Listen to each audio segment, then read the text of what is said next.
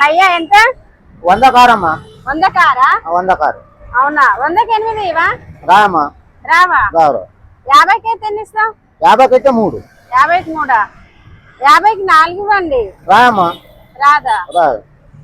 ఒకటైతే ఎంత? ఒకటైతే 20. ఒకటైతే 20. నాకు ఒకటి చాలు, 10 రూపాయలు ఇస్తాయి ఇవా? రామ్మా. రాదా? ఇవ్వచ్చు కదా. రాదమ్మా. అయ్యో ఏందయ్యా అలా కసురుకుంటున్నావు? ఇవ్వచ్చు కదా. వస్తే నేనెందుకు కొట్టుకుంటామ్మా, వస్తే ఇచ్చేస్తాను. రాదు.